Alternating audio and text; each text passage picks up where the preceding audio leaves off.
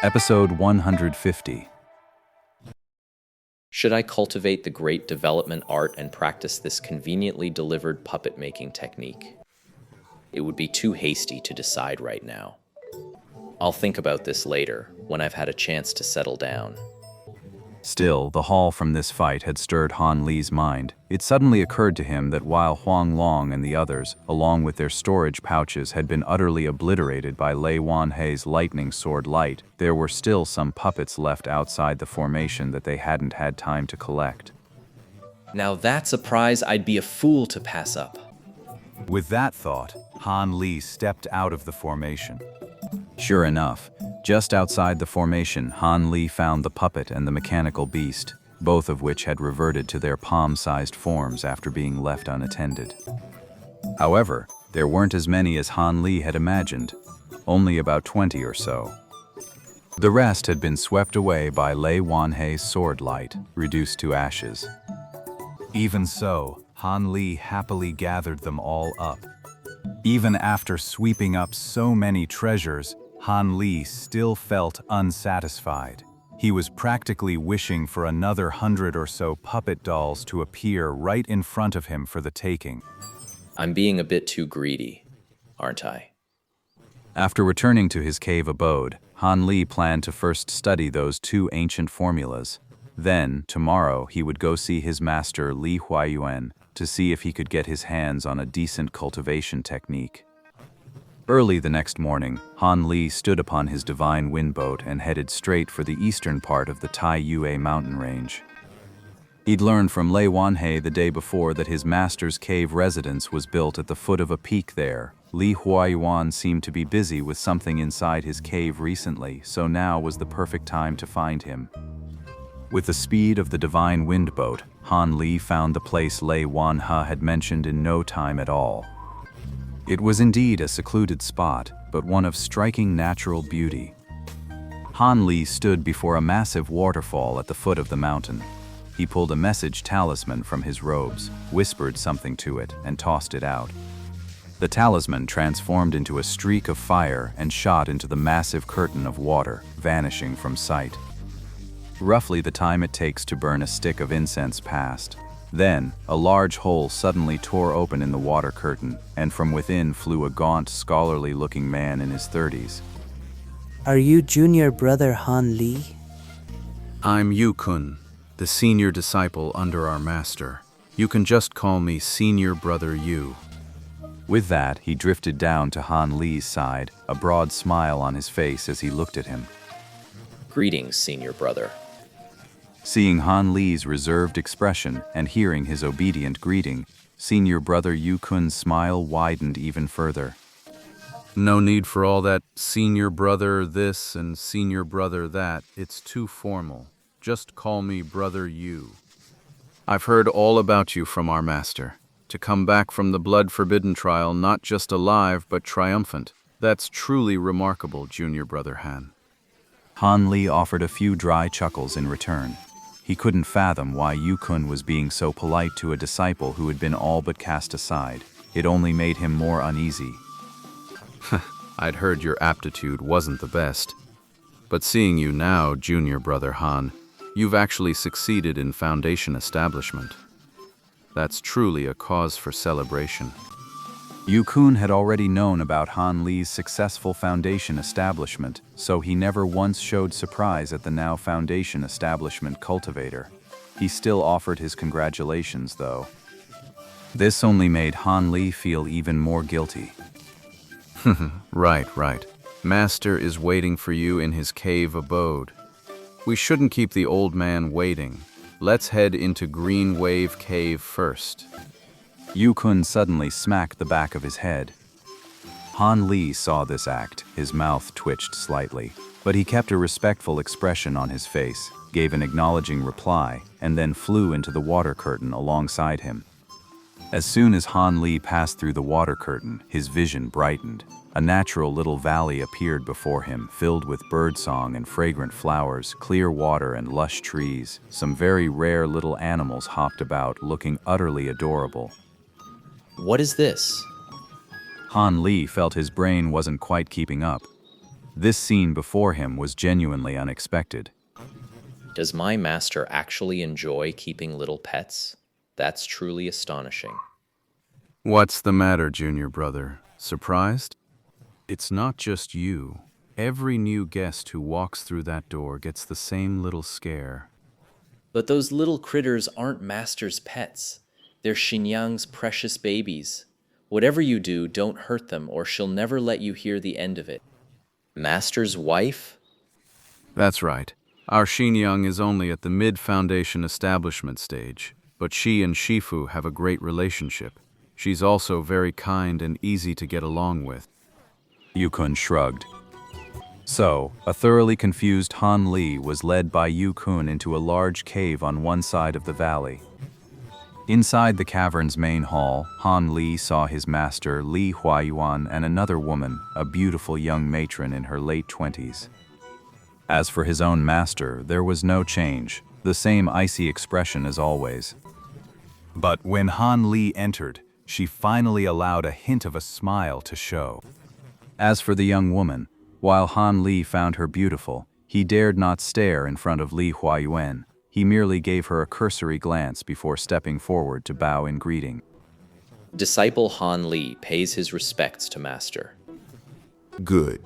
You may rise. The lady beside me is your martial aunt. You should greet her as well. Li Huayuan was quite satisfied with Han Li's respectful attitude and gestured to the young woman at his side to introduce her. Master's wife. Han Li sighed inwardly and had no choice but to offer a bow to this young woman who didn't look much older than himself. No need for such formalities.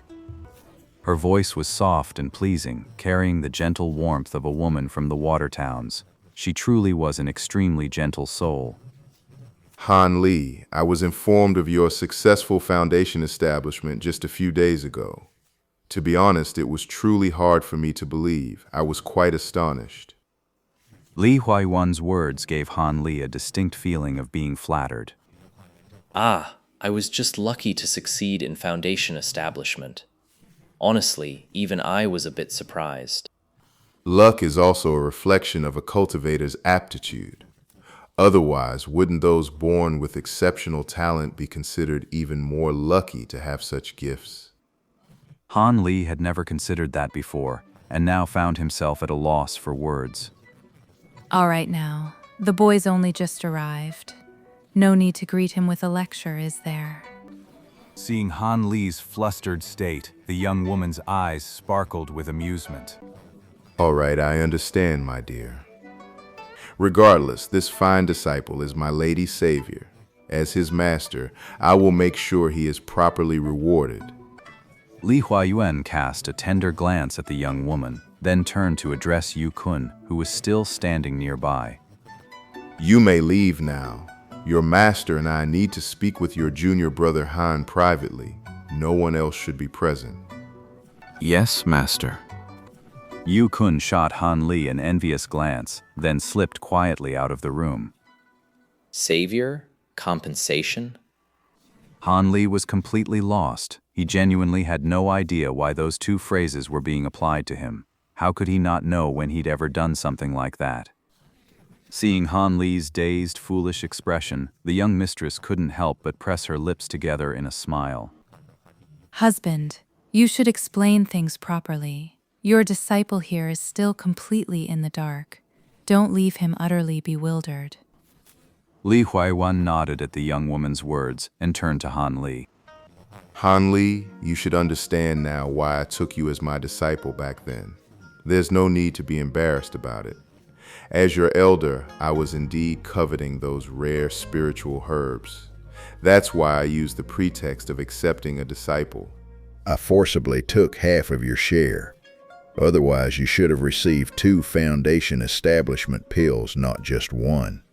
However, I believe that while I did reduce your reward without good reason, I also gave you my name as a shield for the future, so you wouldn't be easily bullied. That should make us even.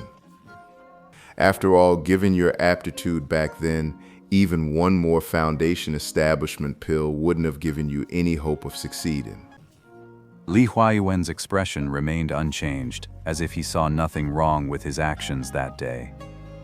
But then things changed. Not long after I obtained these spirit herbs, just as I was about to refine some pills to enhance my magic power, my wife suffered a sudden mishap during her cultivation. Her life was hanging by a thread. Fortunately, the heaven and earth spirit herbs I'd gotten from you hadn't been used yet. They were what kept her alive for the time being. Over the next few years, I used the remaining herbs to refine a life-saving pill. Just recently, my wife finally made a full recovery. So, when I told my wife about the origin of the spirit medicine, she insisted we must compensate you. After all, it was entirely thanks to that medicine that her life was saved. You could be considered her savior.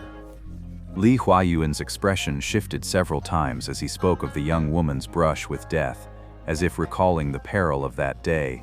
It seems his affection for the woman beside him truly runs deep.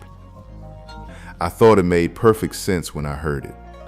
I was even prepared to formally take you as my disciple, even if you hadn't successfully built your foundation. But before I could act, I received the news of your breakthrough. That truly took me by surprise. After all, I did say back then that once you reached the foundation establishment stage, I would formally take you as my disciple. So this doesn't really count as compensation. It seems I'll have to think of some other way within my means to make it up to you. Li Huayuan finally finished recounting the whole story, leaving Han Li utterly dumbfounded. I never thought a stroke of luck like this would ever land on me. Even after hearing Li Huayuan's promise of compensation, Han Li still couldn't quite believe it. He remained standing there, somewhat stunned. How about this? Stay in the cave for a full day and night, and make your request to your master tomorrow morning. You should think this over carefully. Your master isn't usually a very generous man, so this is a rare opportunity. The young woman shot Han Li a look before turning to Han Li with a gentle, admonishing tone. Li Huayuan gave a few dry, embarrassed chuckles. Finally snapping out of his daze, Han Li hesitated. He had wanted to ask about the cultivation technique right away, but after his new master's wife put it like that, he couldn't very well refuse her hospitality, so he nodded in agreement.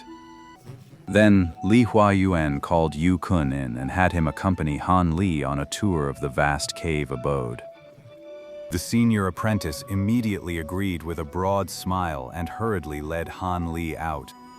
And he'd already begun describing the entire grotto before they'd even left the main hall. Master's green wave cave covers hundreds of acres. There are countless buildings, pavilions, towers, little ponds, and waterside pavilions. As Han Li and Yu Kun walked further away, the young woman turned to Li Huayuan with a smile. Do you think our new disciple can handle Kuner's constant chatter? Just the thought of him opening his mouth makes my head ache even before he makes a sound. Kuner's endless chattering really is a headache.